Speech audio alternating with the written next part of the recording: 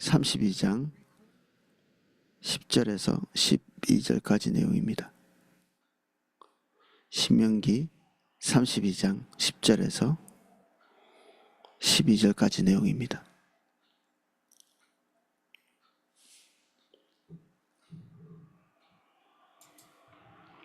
제가 내용을 읽어보겠습니다. 여호와께서 그를 황무지에서 짐승이 부르짖는 광야에서 만나시고 호위하시며 보호하시며 자기의 눈동자같이 지키셨도다. 마치 독수리가 자기의 보금자리를 어지럽히며 자기의 새끼 위에 너풀거리며 그의 날개를 펴서 새끼를 받으며 그의 날개 위에 그것을 엎는 것 같이 여호와께서 홀로 그를 인도하셨고 그와 함께한 다른 신이 없었도다. 아멘. 10절입니다. 여호와께서 그를 황무지에서 짐승이 부르짖는 광야에서 만나시고 호위하시며 보호하시며 자기의 눈동자같이 지키셨도다.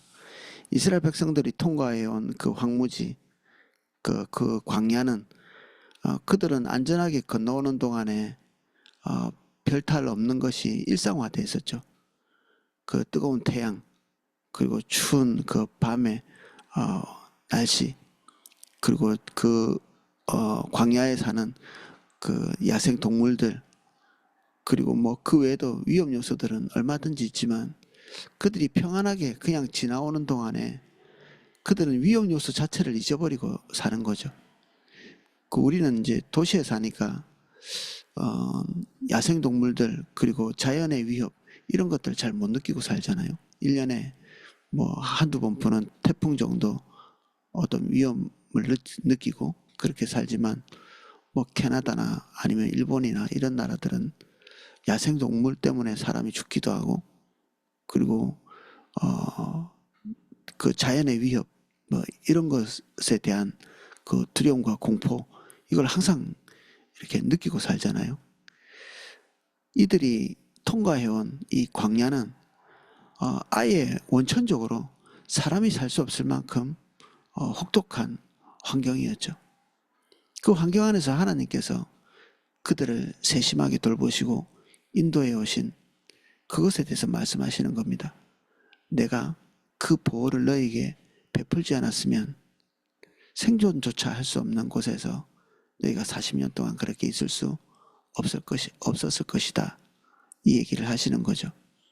우리는 우리의 삶의 궤적을 이렇게 보면 그럭저럭 뭐 큰 일 없이 뭐 저도 큰 뭐 위험의 요소 없이 하나님께서 인도하시는 그 길에서 그렇게 뭐 이런 어려움 저런 어려움을 얘기할 수 있었을지 모르겠지만 생존에 별 문제 없이 이렇게 살아온 것. 근데 자세히 이렇게 주시해서 보면 진짜 그렇게 살아올 수 있는 요소 그런 시간이었나 이렇게 살펴보면 IMF 같은 것도 있었고 국가적인 위험들도 있었고 그 안에서 뭐 어떤 어려움을 헤쳐나올 수 있는 그런 능력이 내 속에 있었던 것도 아니고 근데 그 모든 요소들을 통과해서 그냥 그럭저럭 삶에 문제없이 여기까지 도달한 걸 보면 자세히 핀셋으로 짚듯이 우리의 어려움들을 이렇게 짚지 않아도 어려운 가운데 스스로 생존해서 이렇게 나오기는 어려웠겠다. 저는 뉴스를 통해서나 뭐 어려움 겪는 사람들이 자살하기도 하고 그 어려운 고비고비마다 지금도 사실은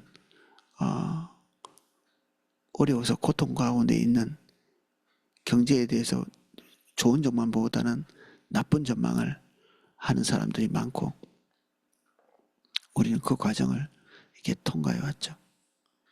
근데 그 사이에서 하나님의 보호가 우리가 그 모든 어려움들을 이 피부로 체감하지 못하도록 보호해 오신 거죠. 그래서 눈동자같이 우리를 지키셨다는 말이 우리가 생각할 때는 광야가 그렇게 안락하지 못했고 그리고 좀 더 평안한 생활을 우리는 더 기대했을 수 있지만 하나님께서 그 안에서 이렇게 표현하신 것 같이 자기 눈동자 같이 우리를 보호하셨다는 말이 너무나 합당한 거죠. 이스라엘 백성들이 광야에서 소멸되어도 이 마땅한 광야에서 살거나 또는 40년 동안 정착하지 못하고 살아가는 백성 중에 그렇게 부강한 백성들이 별로 없죠. 이리저리 떠도는 백성들 중에 부강한 백성들이 한때 그들이 가지고 있는 육체적인 능력으로 다른 나라를 침공하거나 그리고 전쟁을 수행해서 다른 민족에게 공포의 존재가 되었을 수도 있지만 그 민족들이 지금 별달리 이렇게 두각을 드러내는 그런 나라가 되지 못하죠. 하나님께서 이 광야에서 그들을 보호하시고 존립하게 하시고 그리고 지금 그들이 서 있는 가나안 땅 입구에 도달하게 하시고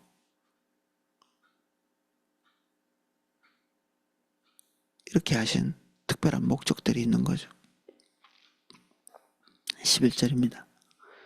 마치 독수리가 자기 보금자리를 어지럽게 하며 자기의 새끼 위에 너풀거리며 그의 날개를 펴서 새끼를 받으며 그의 날개 위에 그를 엎는 것 같이 독수리 새끼는 어렸을 때는 안락한 보호를 받죠. 독수리의 둥지 아래서 그 나뭇가지로 얼기설기 한 것 위에 독수리 어미가 그 자기 털을 뽑아서 거기에 새끼들이 보호를 받을 수 있도록 그리고 보통 절벽 같은데 둥지를 짓기 때문에 다른 야생동물들이 침범할 일도 없죠. 독수리보다 더 높은 곳에 이 알을 낳고 그리고 부화시키는 그런 동물이 없으니까 이 안전하고 그리고 포근한 곳에 태어나서 여기서 길러지고 성장하고 사실 하나님께서 이스라엘 백성들에게 그들의 삶의 목적을 가르치기 위해서 하나님께서 자기 자신을 독수리로 비유하고 있거든요. 성경의 독수리가 그다지 이렇게 선한 동물로 이렇게 그려지지는 않습니다. 그 유럽 지역에서는 자기들 국가의 어떤 상징물로 독수리를 많이 그려놓기도 하는데 그것은 독수리가 가지고 있는 강함에 매료된 사람들이 그들도 동일하게 강하고 싶어서 거기에다 문장에다가 새겨놓는데 성경은 이들이 짐승의 그 시체를 뜯어먹고 그리고 이스라엘 백성들이 먹지 말아야 될 그 부정한 짐승 중에 이 독수리가 포함되어 있거든요. 그래서 이 독수리의 이미지 자체가 그렇게 이스라엘 백성들에게는 좋지는 않습니다. 근데 굳이 하나님께서 여기에 자기를 이 독수리로 비유하는 것은 그가 가지고 있는 강함, 하늘을 나르는 그 자유로움, 그리고 다른 짐승들을 압도하는 그 어떤 삶의 방식, 이런 것 때문에 가져온 거죠. 그리고 이스라엘 백성들을 그 독수리의 새끼로 비유하고 있죠. 독수리의 새끼는 독수리처럼 살죠. 앞으로 장차 그렇게 살아야 됩니다.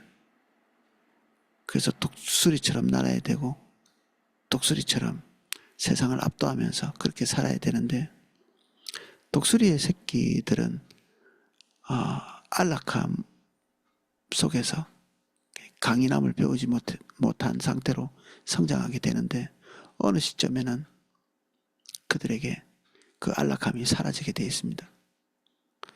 이스라엘 백성들이 광야에서 거듭 말했던 것이 애굽으로 다시 돌아가고 싶다는 하소연이었거든요. 애굽에서 그들이 쉬운 삶은 아니었는데 매일매일 앞을 예측할 수 있는 길이긴 했죠. 내일 일어나도 먹을 것은 있고 해야 될 일은 고달프고 그들에게 닥쳐오는 고난은 있었지만 생존의 문제를 걱정하고 뭐 이런 것은 없었죠.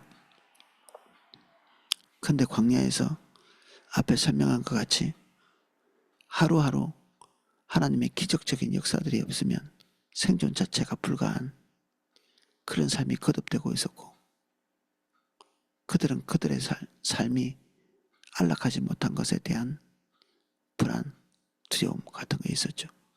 이 불안, 두려움은 하나님에 대한 신뢰가 없었기 때문에 생긴 것이고, 때때로는 그들이 탐욕스러운 삶을 살고 싶은 강한 욕구를 하나님 때문에 억눌러야 되는 그런 삶을 살았기 때문에 그들은 비록 고통 속에 있을지 모르지만 자기 육신적인 삶을 그럭저럭 채워가면서 살았던 과거를 추억하면서 계속해서 그리워하죠. 하나님이 원하시는 것은 독수리 같은 삶입니다. 안락이 아니고. 그래서 이 독수리가 공중에서 우리가 많이 들었다시피 공중에 집어던지는 것처럼, 그래서 그대로 떨어지면 죽는 거죠. 살기 위해서 날개를 젓고, 그렇게 하면서 어느 시점에는 나는 법을 배우죠. 하나님처럼 사는 법을 배우는 겁니다. 하나님의 목적, 하나님의 기대, 하나님의 염원, 그런 것들을 배우는 거죠. 하나님의 뜻대로 세상을 통치할 수 있는 안목, 힘, 그러한 것들을 소유하기를 원하시는 것입니다. 하나님께서. 아니라면 독수리도 닭처럼 만들죠. 과거에 제가 다니던 학교에 상징물이 독수리였는데, 독수리를 닭장처럼 이렇게 만들어가지고 거기에 몇 마리 넣고 키우고 있었거든요.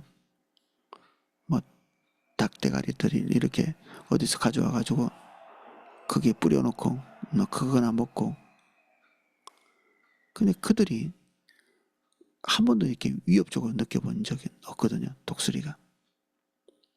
그 힘, 그리고 뭐 한 번도 나는 것도 본 적도 없고, 그 닭이나 독수리나 진배 없이 그런 종류의 사는 삶을 살아가는 거죠. 근데 하나님께서 우리에게 기대하시는 바는 그런 삶은 아닙니다. 그래서 여기가 이제 갈등의 기로죠.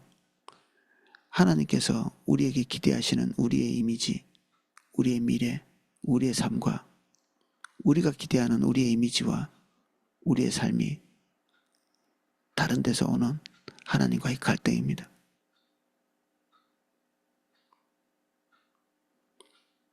여호와께서 홀로 그를 인도하셨고 그와 함께한 다른 신이 없었도다.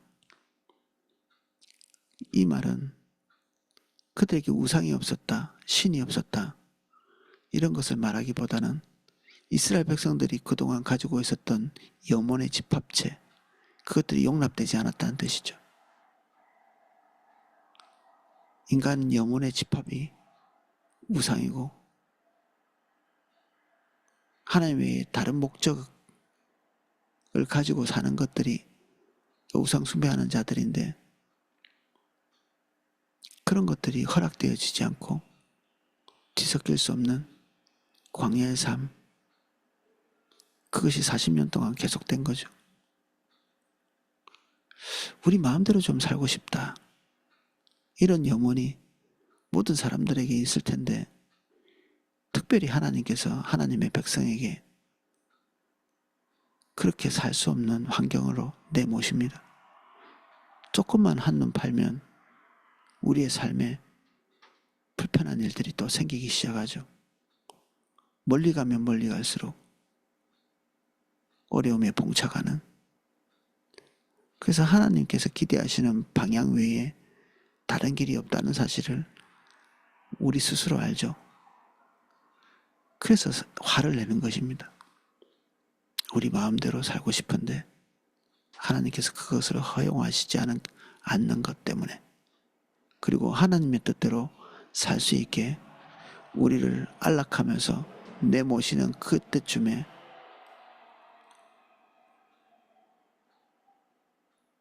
우리는 하나님과 적극적인 대립을 할 가능성이 있습니다. 요셉은 아버지의 기대를 따라서 살았다면 그냥 집안의 닭처럼 그렇게 살았을 겁니다. 하나님께서는 그야말로 독수리가 자기 새끼를 공중에 내동댕이 치는 것처럼 이집트로 내동댕이 치고 쳐지고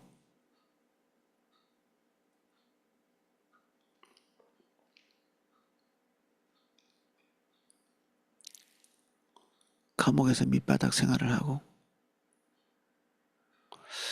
하나님의 사람들을 면면히 이렇게 살펴보면 자기 집안에서 안락하게 삶을 꾸려간 사람이 많이 없죠. 각 사람마다 종류는 틀렸을지 모르지만 그들이 기대하는 삶을 추구할 수 있는 그런 여지가 그들에게 주어지지 않습니다.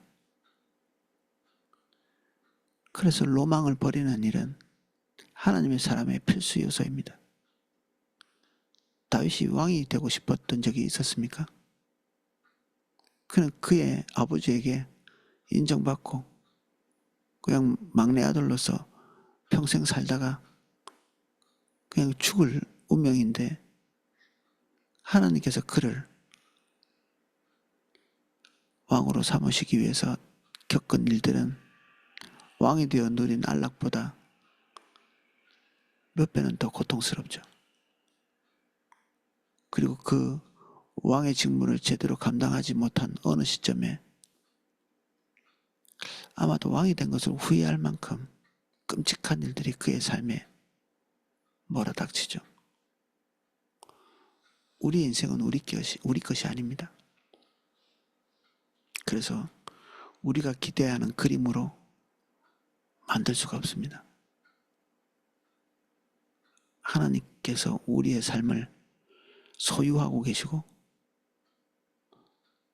다른 여지를 거기에 두시지 않고 계시기 때문에 주님이 기대하시는 방향만 우리의 인생의 청사진이 되어야 됩니다. 우리 자녀도 마찬가지죠. 우리가 우리 자녀들의 자녀의 삶의 그림을 그리면 그야말로 닭이 될 확률이 많습니다. 독수리처럼 하나님 손에 내어주고 그 인생을 인도하실 수 있도록 우리가 어느 시점에는 자녀들의 탯줄을 끊고 우리가 뒤에서 물러나 있는 그런 것이 필요하죠. 그리스도인들이 닭처럼 살 수도 있습니다. 교회의 대부분의 헌금들이 그리스도인들의 헌금들이 교회를 꾸미고 교회를 안락하게 만들고 성도들의 편리를 이렇게 보장하는 일에 거의 90%가 쓰인다고 하거든요.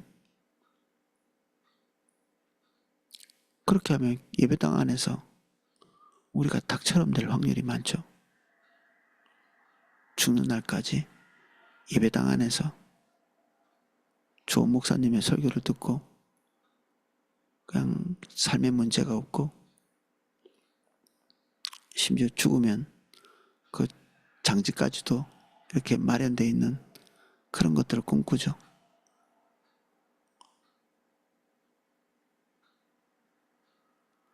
교회 중심적이라는 말은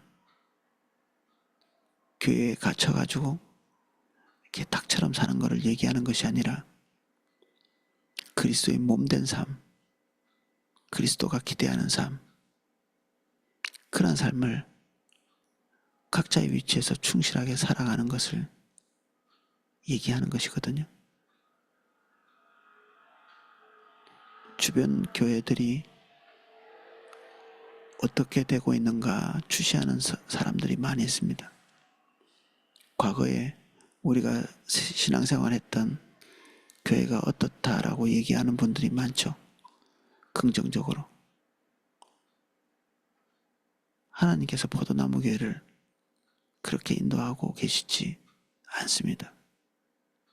계속해서 낯설고 위험천만한 그런 세상의 한 중심으로 내몰고 계시다는 느낌을 많이 받습니다.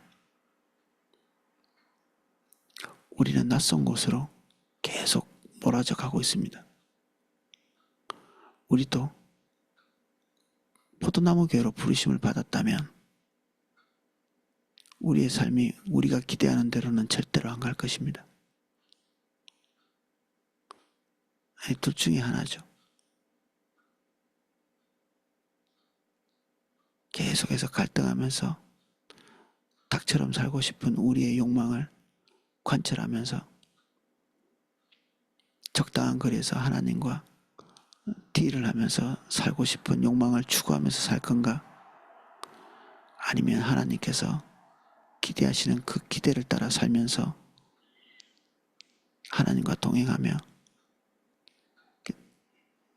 이 땅에 낙을 두지 않고 하나님 나라와 의를 두고 의에 우리의 삶의 의미를 두고 살 것인가?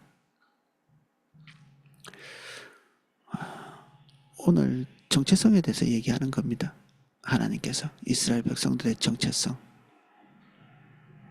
그들이 이 중심 안에 가지고 있는 그런 질긴 어떤 본능과도 같은 삶의 방향성, 그것과 하나님이 기대하시는 것이 달랐기에 하나님과의 갈등이 이렇게 있는 거죠. 결론을 보자면 하나님이 이 싸움에서 지셨다고 볼 수 있습니다. 이스라엘 백성들은 자기 안락을 위해서 사는 삶을 고수하게 되거든요. 끝내는. 그래서 이 가나안 땅 안에서 쫓겨나죠. 세상의 중심으로 하나님께서 가나안 땅을 선택하신 건데 그들은 그들의 삶의 안락을 위해서 그곳을 닭장으로 만든 거죠.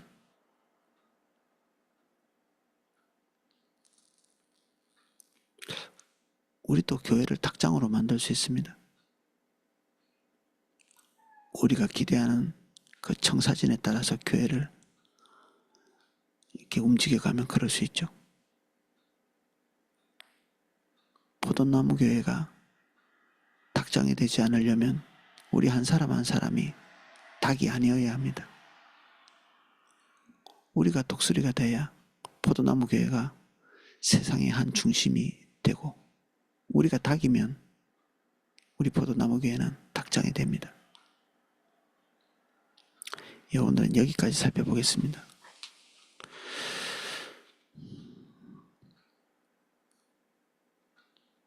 누구나 다 원하는 안락한 삶을 우리에게 단념하라고 요청하실 때 단념할 수 있는 힘 주십시오. 우리가 익숙한 것, 우리가 우리 인생의 로망으로 가지고 있는 삶의 청사진들을 지금 더 끌고 가지 않도록 이 시점에서 단념하고 하나님께서 기대하시는 바,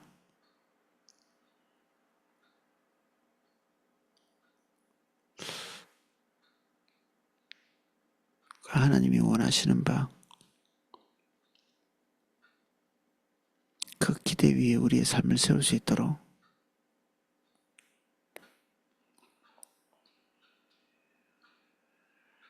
야성을 잃어버리지 않도록 주님의 연단에 우리를 맡깁니다. 주님, 우리를 주님의 뜻 한가운데로 인도하여 주십시오. 우리의 익숙함과 안락함을 십자가에 못 박습니다.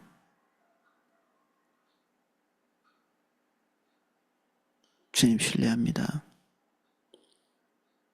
예수님 이름으로 기도합니다. 아멘.